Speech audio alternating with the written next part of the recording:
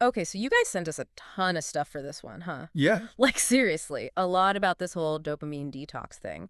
And especially how it's all tied in with our phones. Uh-huh. So in this deep dive, we are gonna, like, try and really break it down. Okay. Really see what this whole phenomenon is all about Yeah. and how it's messing with our focus, Mm, just our ability to, like, concentrate and just our general well-being. for sure, for sure. And then maybe we can figure out some ways to actually, like, you know, use technology All right. in a way that doesn't totally suck, To- you know? Because I was looking back at some of the stuff you sent in, and you were saying how sometimes it feels like your phone just has this, like, Oh, yeah? grip on your attention. Oh, Does no. that sound right to you? Oh, yeah. That's definitely familiar. I think that's something everyone's feeling these days. Like, we all know how useful our phones are. Right. There's like, they just suck you in. Oh, totally. And it's so frustrating, right? Yeah. Because it's like you pick up your phone just to check the time or something, Right. and the next thing you know, like 30 minutes is gone, I know. and you're just like scrolling and scrolling. It's crazy. So it really makes you wonder, like, what is actually happening in our brain? Yeah, like what is it about this Yeah. that just pulls us in? Totally. So let's dive into this whole dopamine detox thing. Okay. Because, in the stuff you sent over, it was clear that smartphones are literally designed to grab our attention. Yeah. Like, it's not an accident. Right. Every notification, every, Mhm. like, on your post, every new video that pops up, Yeah. it's all meant to be, like, a little reward, Totally a little hit. a little, like, shot of good feeling in your brain. Yeah. And that's the dopamine, right? Right. Yeah, but- Exactly. It's that chemical that makes us feel good Mhm. and, like, want to do things. For sure. But it's like because our phones are giving us these dopamine hits all the time, it can create this, like, crazy cycle where we just want more and more. Exactly. Yeah. And it's so easy to get stuck in that loop, Yeah. because it's like you're constantly looking for the next little hit. Yeah, it becomes such a habit. Like, you don't even realize you're doing it. Yeah, it's totally subconscious. Right. Okay, so then what is a dopamine detox? Because when you hear the word detox, it sounds pretty intense. It does. Like, are we talking about, like, cutting out dopamine completely? No, not at all. You can't actually cut out dopamine completely. Okay. Like it's a natural part of our biology. Right. And we need it to function. Yeah. But a dopamine detox in this case is more about like hitting reset Okay.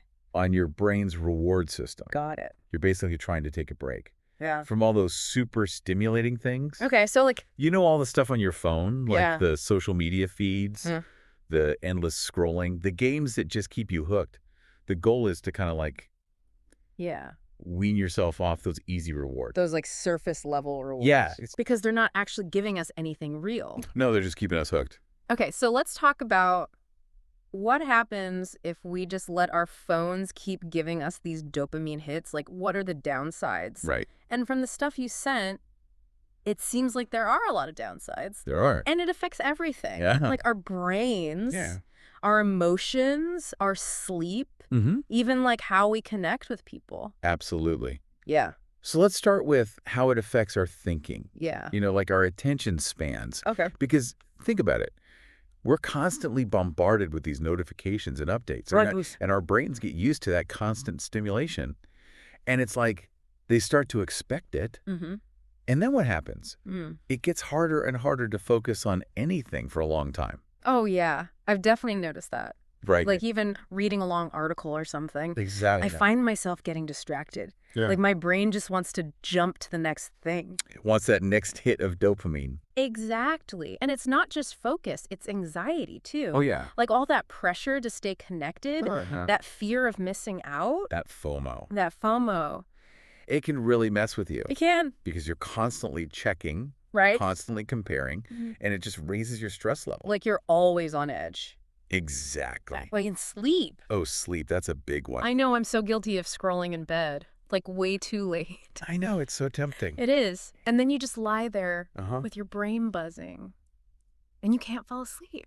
Right, because that blue light, Yeah, the blue light. it messes with our natural sleep cycle, our circadian rhythm. So it's not just that we're tired the next day. No. It's like it affects our whole body, like Yeah. our mood, Right. energy. Our ability to think clearly. Right. It's crazy how much it impacts. Okay, so let's talk about the whole habit formation thing Okay. and addiction. Because when you're getting those dopamine hits all the time, Uh-huh. it's like your brain starts to crave them. Exactly. It's like any other addiction, like gambling or something. Right. Your brain is just looking for that next reward. Right. It's like that slot machine analogy, Oh. you know? Uh-huh. You keep pulling the lever, hoping for that big win. And your phone is the slot machine. Exactly. And then the other thing is, it makes it harder to resist. Yeah. Like, to control ourselves. To delay gratification. Yes. It's like, we want that instant reward. Right. And we don't want to wait for anything. So we end up putting off the things that actually matter, like reading or working on a project or spending time with people. Right, because those things, they don't give you that instant dopamine hit. They don't, but they give you something much better in the long run. For sure. Okay, so how does all this affect like our overall happiness, our sense of fulfillment? That's a really important question. Because it's like we're constantly interrupting ourselves with our phones, and we can't get into that deep work mode where we're really productive and creative. You know, it's like we're always halfway there. They're never fully present. Yeah. And then the other thing is, we start to get those fake feelings of accomplishment. Oh, yeah. Like when you get a bunch of likes on a post, it feels good, but it's not real. Right. It's not like you actually achieved something. That's exactly. It's just like a little hit of dopamine. Yeah. And then it fades away. And you're left wanting more. Exactly. Yeah. What about the social side of things? Because we always think of our phones as connecting us. Right. But they're also kind of isolating us. They can be. Yeah. Because you can have tons of online friends, but still feel lonely. Yeah. Because those connections aren't deep. Yeah. You're not actually sharing experiences. You're just scrolling through feeds. Yeah. And it's not the same as like having a real conversation with someone. Or hanging out in person. Or laughing together. Exactly. And then there's the comparison thing. Oh, yeah. Which is just the worst. The worst. Because everyone's putting their best selves online. So you're constantly comparing yourself to these like perfect versions of people. And it makes you feel bad. And it's so fake. Yeah, it's all curated. It's not real life. So it's like, oh, our phones are messing with our brains, our emotions, our relationships. It's a lot. It is. So what can we do about it? Because we can't just like throw away our phones. They're too useful. They are. But we need to find a way to use them in a healthier way. Absolutely. So from the stuff you sent, there are a lot of different strategies we can try. There are. So let's start with the whole digital detox thing. Like, what does that actually look like? Well, it doesn't have to be anything crazy. Okay. You can start small. Okay. Like setting aside specific times each day. Okay. So where you just put your phone away. Like during meals. Oh, yeah, that's a good one. Or for the first hour after you wake up. Or before bed. Okay. Just little pockets of time where you're not connected. Little breaks from the screen. Exactly. Yeah. And you can even do like a full day detox. Wow. Or even a whole weekend. Okay, that's intense. It can be, but it can also be really helpful to just reset your brain. What about using apps to help us manage our screen time? Oh, yeah, those can be super helpful. Because it's like using technology to fight technology. Oh, no, right? Right. But it can work. Yeah, there's some great apps out there like Forest, Rescue Time, Moment. They can track how much time you're spending on your phone and even block distracting apps. So you're not tempted to check them. Exactly. And then there's the simple things like turning on Do Not Disturb or focus mode just to minimize interruptions. Okay, so what about like our environment? Can we change that to make it easier to disconnect? Absolutely. So like you can create tech-free zones in your house. Okay, so like your bedroom, the dining room, places where you want to relax or connect with people. And then what about mindfulness? Oh, mindfulness is huge. Yeah. Because it helps you become more aware of your phone habits. Yeah. Like, why do you reach for your phone? Yeah. When do you reach for your phone? And once you're aware of those patterns, you can start to change them. You can start to choose when you want to engage with your phone. Yeah. And when you want to be present in the real world. Okay, I like that. So what about routines? Like creating a daily schedule?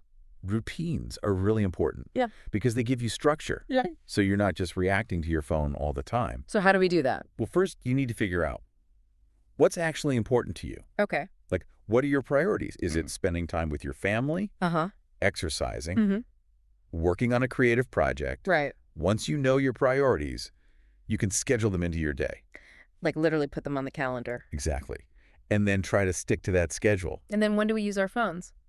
Well, try to align your phone breaks with natural transitions in your day. So like after you finish a task or after you've had some time away from your phone. And then another big thing is finding new hobbies. Hobbies? Yeah, things that you enjoy that don't involve screens.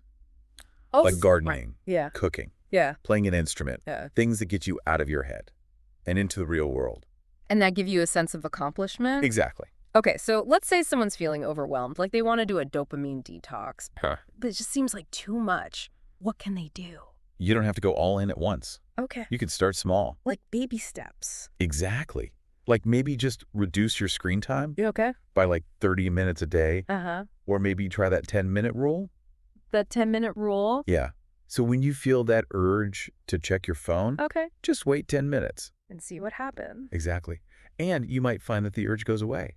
Oh, that's interesting. And if you need extra support, tell someone about your goals, Okay. like a friend or family member.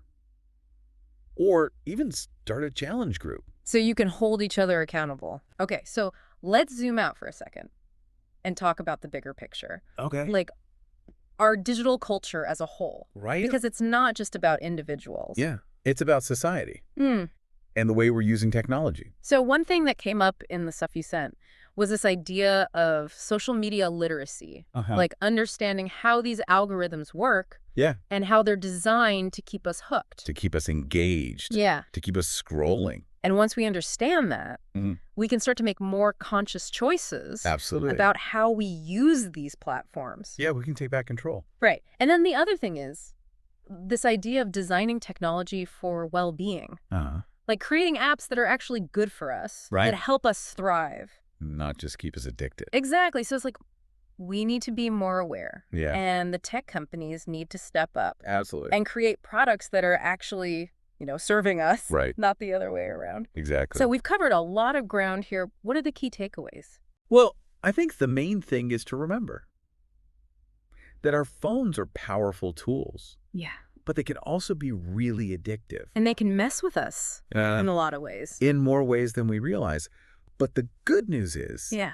that we can do something about it. We can take back control. Absolutely. We can create a healthier relationship with technology. Exactly. So it's not about like throwing away our phones. It's about using them in a more intentional way so we can focus on the things that actually matter. Yeah. Like our relationships, our well-being, our creativity, all the good stuff. So it's like shifting our focus from mindless scrolling to purposeful living. Absolutely. Well, this has been a really eye-opening deep dive. It has. Thank you so much for sharing your insights. My pleasure. And for you listening out there, I want you to think about one thing.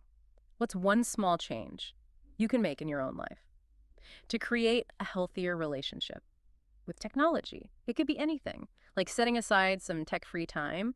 Or trying out a new hobby. Just something small, but meaningful. Because even small changes can make a big difference. Absolutely. So keep exploring this topic, keep learning, and keep striving for a more balanced life. And as always, if you have any questions, reach out. We're here to help. Thanks for joining us on The Deep Dive.